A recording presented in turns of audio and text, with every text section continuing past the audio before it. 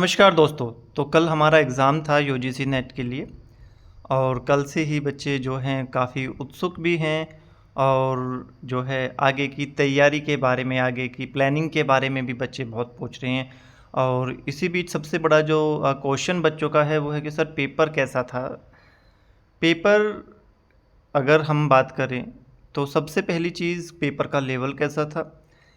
Paper के pattern में क्या बदलाव हुआ और किस-किस पोर्शन से कितने-कितने क्वेश्चंस जो हैं आए हैं। ये 2-4 चीज़ें होती हैं जिसके बेस पे ये कहा जा सकता है कि पेपर किस लेवल का था। फिर बच्चों का एक ओपिनियन कि एग्ज़ाम के बाद में बच्चों ने कैसा फ़ील किया। तो इन्हीं सब बातों पे इस वीडियो में हम बात करेंगे। तो बच्चों, अगर सबसे पहले हम बात करें कि आपका जो पेपर है उसमें 90 क्वेश्चन जो हैं आपके आए हैं, जो आपकी 10 यूनिट्स में डिवाइड हैं और 2 जो है पैराग्राफ कॉम्प्रिहेंशन जो है अब आते हैं।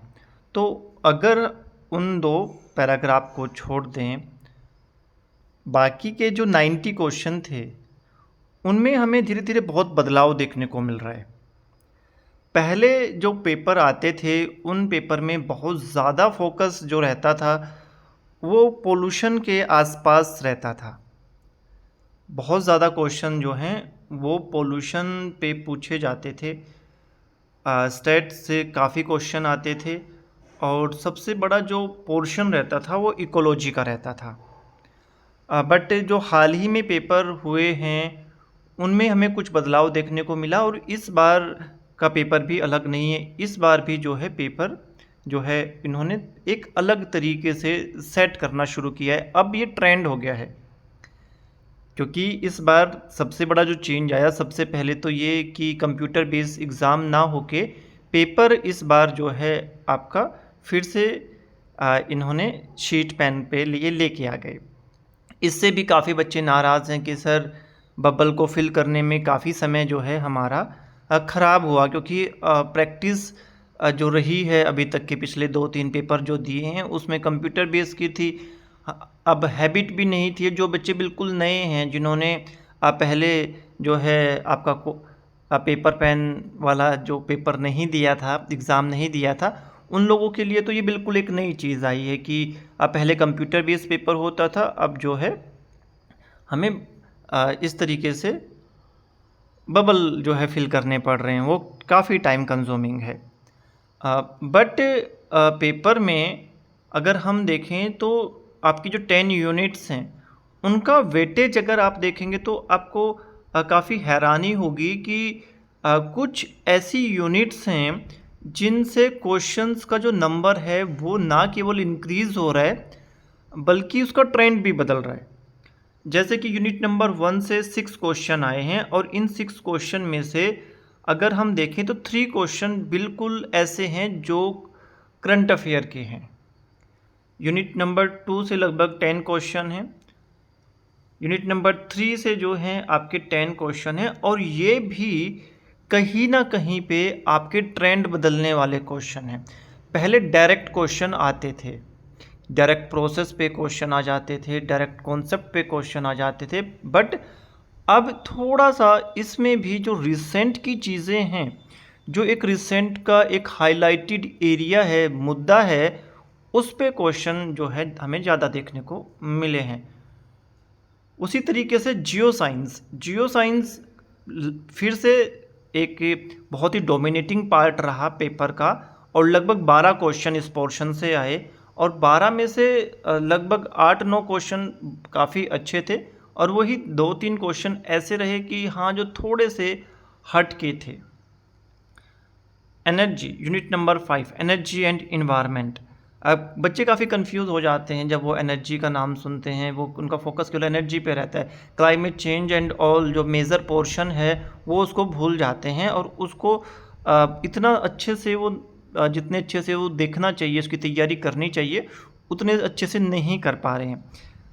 इस यूनिट में आप कमाल देखेंगे कि लगभग 6 क्वेश्चन जो हैं वो इसी तरीके के आए हैं, जो रिसेंट ट्रेंड के हैं, जो आपके ग्लोबल वार्मिंग, क्लाइमेट चेंज, इन सब चीज़ों से रिलेटेड हैं, या जो है आपके रिसेंट कि जो एनर्जी के आपके जो सोर्सेज हैं उन पे जो जो रिसेंट ट्रेंड की एनर्जी सोर्सेज हैं उन पे आए हैं।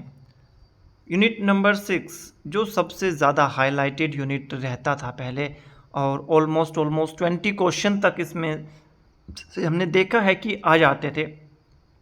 इसका ट्रेंड थोड़ा बदला है। पिछले कुछ पेपर में आपने देखा है कि नॉइज़ से एक क्वेश्चन जरूर आता है, इस बार भी नॉइज़ से एक ही क्वेश्चन है। और उसके बाद में जो है इसमें भी जो क्वेश्चन आए हैं वो कोर पे ना आके इन्होंने जैसे कि आपके एयर क्वालिटी इंडेक्स पे क्वेश्चन दिए हैं, है ना। एंड आपका जो है एक दो क्वेश्चन आया है आपका वाटर ट्रीटमेंट से। इस तरीके के क्वेश्चन जो है आपके जो है आए हैं, आपको देखने को मिल रहा है। यूनिट नंबर 7 जो एक आप पहले सबसे सामान्य यूनिट माना जाता था, आजकल ये गेम चेंजर की तरह हो रहा है और इस पे क्वेश्चन और ज़्यादा भविष्य में बढ़ेंगे, कम नहीं होंगे वेस्ट मैनेजमेंट पे, क्योंकि पेपर का जो ट्रेंड है वो अब रिसेंट से जोड़ दिया गया है। तो इस बार 7 क्वेश्चन आए हैं, इतनी की ही उम्मीद थी कि भाई 9 क्वेश्चन बैठते हैं। अगर हम देखें तो ये धीरे धीरे मैक्सिमम की तरफ बढ़ रहा है। पहले के पेपर अगर आप देखेंगे तो पहले 2-3 क्वेश्चन आ जाते थे, फिर धीरे धीरे 3-4 पे आए, अब ये धीरे धीरे 7 से 9 की तरफ बढ़ेगा और हो सकता है ये 9 से भी ज़्यादा जो है बढ़ जाए। बट हाँ, अभी के जो कुछ पेपर होंगे उसमें इसका ट्रेंड बिल्कुल सही चल रहा है और ये जो है 7, 8, 9 इस रेंज में इस पे क्वेश्चन आएंगे ही आएंगे। यूनिट नंबर 8 में जो है EIA का जो पोर्शन है वो थोड़ा सा इन्होंने कम किया है। पिछले कुछ पेपर में आप लोगों ने देखा होगा, सेम ट्रेंड इस बार भी इन्होंने फॉलो किया है और इसके साथ साथ इसमें रिसेंट के जो चीज़ें हैं वो थोड़ी सी इन्होंने ऐड की है। यूनिट नंबर 9 थोड़ा सा कम किया है पोर्शन इस बार, है ना। पहले 8-10 क्वेश्चन हमेशा आते ही आते थे। एक और चीज़ इन्होंने की है कि पहले न्यूमेरिकल पोर्शन बहुत ज़्यादा था, अब धीरे धीरे वो समाप्त कर दिया, ख़त्म कर दिया है इन्होंने। यूनिट नंबर 10 का स्कोप कुछ नहीं है ना। कितना भी बड़ा कर लो, है ना, कितना भी छोटा कर लो इसको, इसका स्कोप धीरे धीरे बढ़ता जा रहा है। तो ओवरऑल अगर हम यूनिट के हिसाब से देखें तो थोड़ा सा जो है निराशाजनक ये रहा है कि जिन यूनिट्स पे बच्चों का ज़्यादा फोकस रहता है उनसे क्वेश्चन अपेक्षाकृत कम आए हैं। जैसे कि यूनिट नंबर 6 पोल्यूशन पे बच्चों का बहुत ज़्यादा जोर रहता है, बहुत एक ट्रेंडिंग यूनिट है, बहुत टाइम कंज्यूमिंग यूनिट है। अगर हम देखें उससे उतने क्वेश्चन नहीं आए जितने उससे क्वेश्चन आने चाहिए थे। वैसे ही यूनिट नंबर 9 सबसे ज़्यादा डर जो बच्चों में रहता है वो इसी यूनिट पे रहता है, तो इसमें से भी अपेक्षाकृत थोड़े कम क्वेश्चन आए हैं, जो थोड़ा सा निराशाजनक कुछ बच्चों के लिए हो सकता है जिन्होंने ज़्यादा टाइम जो है इन्वेस्ट किया है। ओवरऑल अगर हम देखें तो इस बार का जो पेपर रहा है वो पेपर आपके रिसेंट के ट्रेंड पे रहा है। इसमें करंट अफेयर जैसी चीज़ों का जोर थोड़ा ज़्यादा रहा है और जो चीज़ें हाल में डेवलप हो रही हैं, जो इश्यूज़ हाल में हाइलाइटेड हैं, उसकी तरफ अब पेपर आपका शिफ्ट हो रहा है।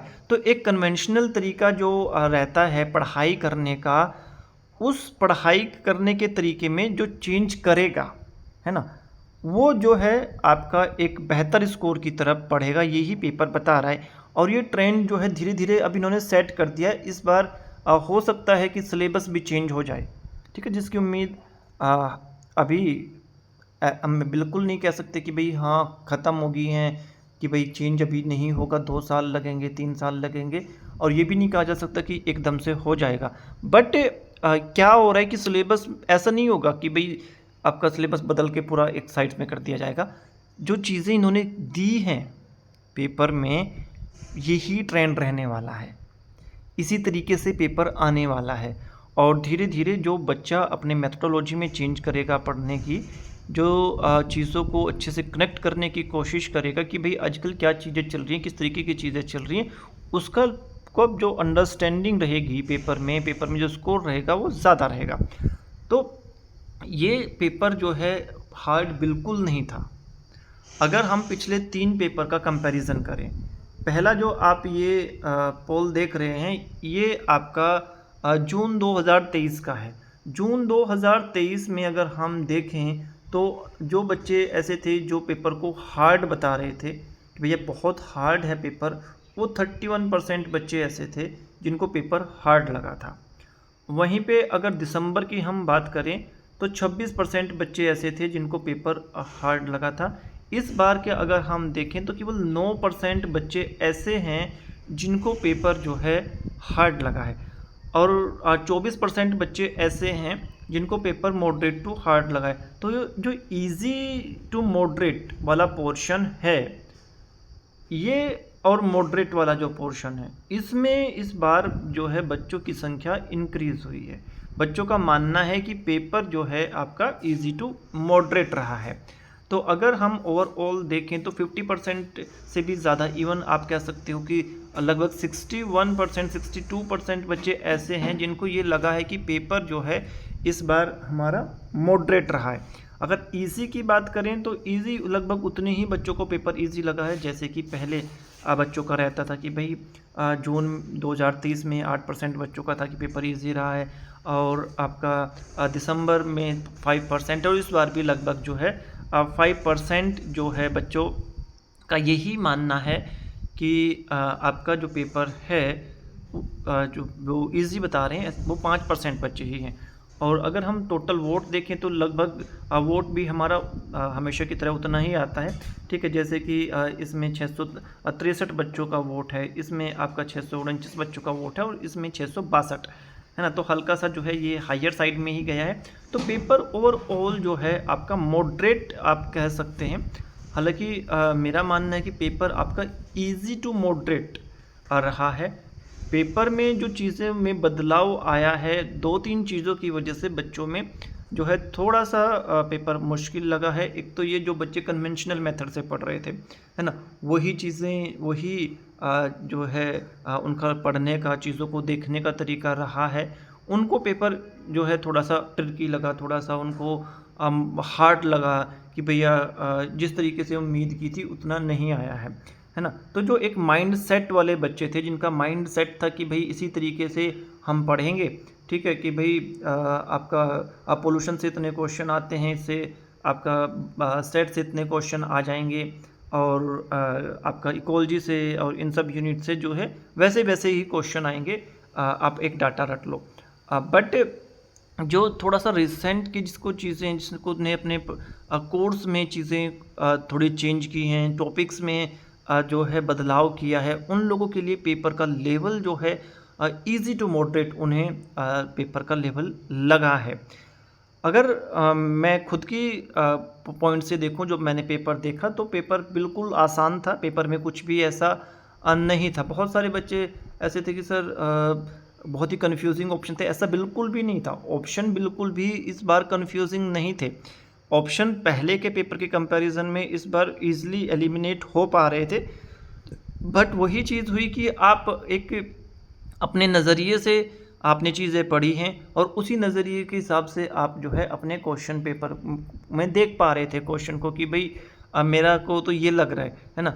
बट असल में जो ऑप्शन उन्होंने दिए हैं वो बिल्कुल एक अच्छे तरीके से दिए हैं। आप अगर ध्यान से देखेंगे तो आसानी से अपने जो ऑप्शन हैं उनको आप सेग्रीगेट करके अपने आंसर लगा सकते हैं। बहुत सारे क्वेश्चन ऐसे थे, कुछ में रिसेंट डाटा का जैसे मैंने आपको था, कुछ में रिसेंट टॉपिक्स का एक ट्रेंड जो अब इन्होंने स्टार्ट किया है वो था। तो ओवरऑल पेपर अच्छा था। मेरिट की जहाँ तक बात है, ठीक है, अभी हम थोड़ा और इसको एनालाइज करेंगे और बच्चों से बात करेंगे, उसके बाद में मेरिट पे भी हम बात ज़रूर करेंगे।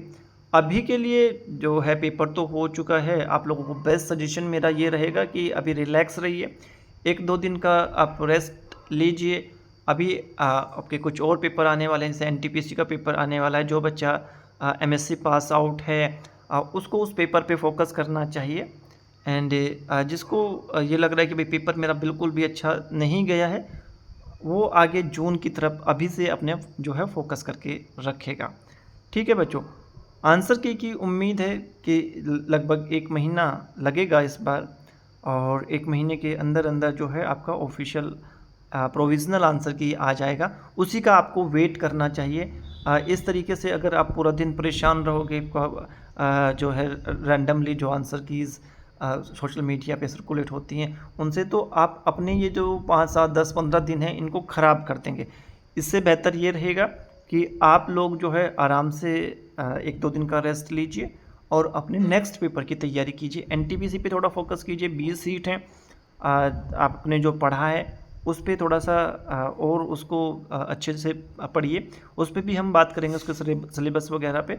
और जो है अभी से एक अपना बेस बनाइए कि हमें जो है नेक्स्ट अपना एग्ज़ाम देना है। जिनका पेपर अच्छा हुआ है, जिनको लगता है कि भाई हमारा पेपर ठीक है, हमारा पेपर निकल जाएगा, उन लोगों को भी सेम सजेशन रहेगा कि अभी अपने दिन ख़राब करने के बजाय अगर आपका पेपर अच्छा हुआ है तो आप आने वाले जो पेपर हैं उन पे थोड़ा सा फोकस करें, उनके लिए थोड़ा सा पढ़ाई करें। क्योंकि ये जब ऑफिशियल आंसर की आती है, प्रोविज़नल आंसर की आती है, तो वो एक वेल डिफाइंड तरीके से वो देते हैं। उसमें जो भी चैलेंज करना होता है वो हम चैलेंज कर लेते हैं। ऐसे ये जो चीज़ें होती हैं इलेक्शन के एग्जिट पोल की तरह होती हैं कि भाई कोई कुछ किसी नज़रिए से वो देख रहा है, कोई किसी तरीके से देख रहा है, वो ये केवल आपका समय ख़राब करेगा। तो बिल्कुल शांत रहिए। पेपर आपका अच्छा आया था, पेपर आपका ईज़ी था और आपका रिज़ल्ट भी अच्छा ही रहेगा। इसको थोड़ा-सा अभी साइड में रख के 1-2 दिन का गैप लेके अपने आगे की तैयारी कीजिए। आपको पेपर कैसा लगा? एंड कितने मार्क्स की आप उम्मीद कर रहे हैं? आप कमेंट बॉक्स में लिख के ज़रूर बताएँगे। God bless you.